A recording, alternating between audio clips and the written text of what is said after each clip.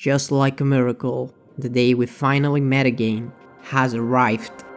There's no much need for introductions, right? The recent announcement of Pokemon Legends CA has shocked our unusually hopeful community. It especially caught me by surprise, but I'm just as excited about the possibility of Game Freak doing justice to our beautiful Kalos. So, to celebrate, here's a video speculating on what I would like to see in these future titles. Well, besides finally making the Eternal Flood obtainable, the animation of this move was epic and I cannot believe it was never playable. But let's start from the beginning with the starters. Okay, the teaser is the most short one in the series and we don't even know if there are going to be starters, but I need to see their final stages with special forms like in Legends Arceus. It's a nice touch that gives them a special identity, especially if they are as amazing as the ones we saw in Hisui. But who might they be? Who could be chosen to be our first companions in this new and mysterious adventure? Well, if we assume that they will follow the same formula of the first Legends, the logical thing would be to exclude the 3 starters from Kalos, and I personally see clearly the answer: Piplup, Snivy, and Scorbunny. Piplup is the most obvious choice, as in its final stage it becomes Empoleon, inspired by an Emperor Penguin, but also by the iconic French Emperor Napoleon.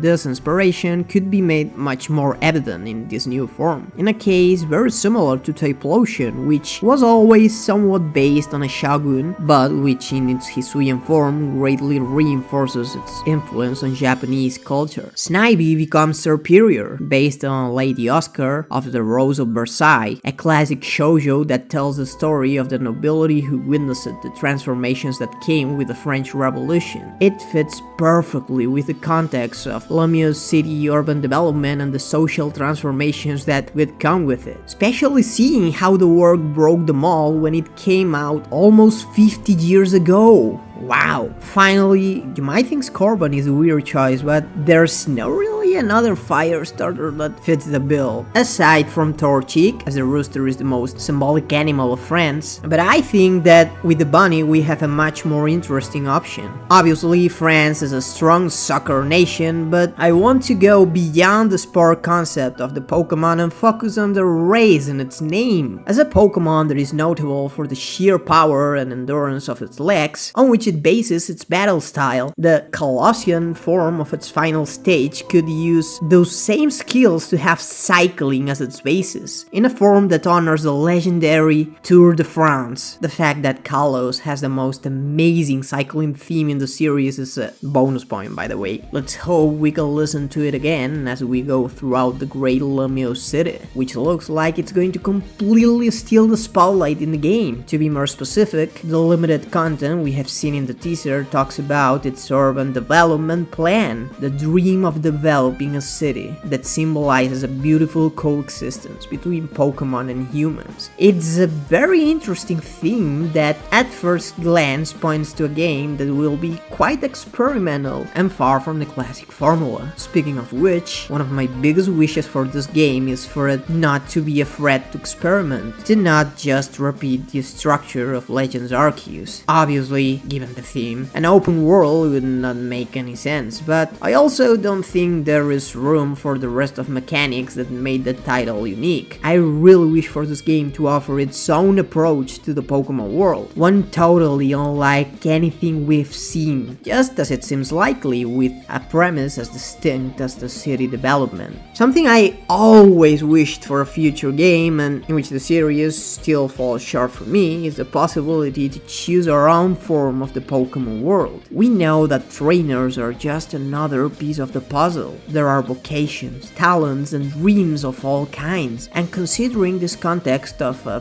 big and bustling city with infinite stories, I believe this could be the best occasion to offer us other options besides the classic trainer's journey, different roles that extend outside of the usual side quests, so that each player can enjoy their own unique and refreshing adventure. One of the other major appeals of Legends for me was its new battle style. It was a great balance between something noble, interesting, and with just enough depth to make it more challenging, without making it troublesome as to relearn how to battle. Of course, it would make sense to bring back those agile and strong styles of Hisui in such a different context, but maybe they could create another style of battles in Lumio City, one that adds new layers to battles, makes them a different experience and fits in with the busy life of the city. But one thing we do have back is Mega Evolution. To begin with, despite what many of you may believe from comments I've made in previous videos, bringing it back seems to me like a brilliant idea in this context. Kalos is unfortunately a relatively forgotten region in the more casual public, so releasing a title that tries to redeem it so many years later doesn't seem like a great business move at first. Taking the opportunity to bring back something that both excites and delights the community as Mega Evolution, undoubtedly the most viral and popular thing from the 6th gen, is a great incentive that will make people pick up the game with a lot more hope. And I know that in the past I was against the comeback of the Mega forms, as I have always considered it more interesting to keep giving new interpretations and manifestations of that energy to the peculiarities of the new generations, but of course I didn't expect that we could return to Kalos. Honestly, for the reasons I commented earlier, I didn't see a Pokemon Z or Kalos remake as something probable in the short to medium run. That's why I dismissed the return of Megas. But if in the end it comes back, I think it's really amazing because it makes sense in that context, and I am looking forward to learning more about the nature of that energy. So after that, take a look at the video I made reviewing all Mega Evolutions, as I talked in depth about my vision of these and how I believe that this phenomenon is much more sinister and evil than it seems at first glance. Will these new forms be followed by further details and lore that disprove or support my vision? It's so exciting. There are still a lot of mysteries. For example,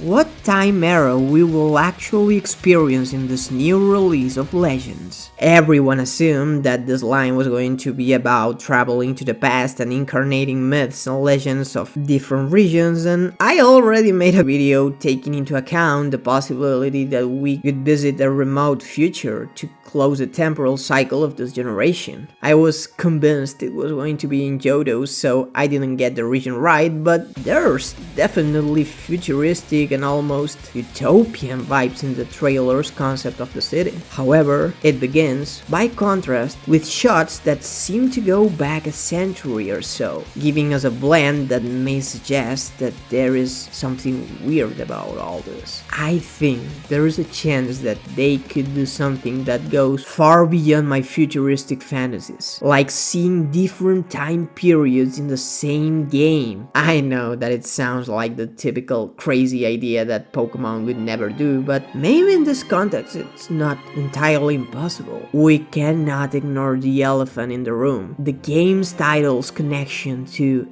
AZ, the former king of Kalos who played a central role in the cruelest horrors of war, becoming immortal in the process. It seems that the game's focus will be on the development of a city that symbolizes unity, and someone who has lived throughout all of that would want that more than anyone else, perhaps in an attempt to make up for his mistakes and get his friend to forgive him. If AZ is involved, it would be amazing to use his immortality to witness the evolution of the city throughout different eras of the Pokemon world. Early shots already showing that ideal of a place of light, love, and a remote future in which the Pokemon world has overcome all obstacles. Now, how could the protagonist, a mortal teenager just like any other in the Pokemon world, witness all of this? Well, in the first Legends we already saw the interference of a superior being, so maybe this time it will be another almighty legendary who will lend us its power to be able to experience the growth of the city?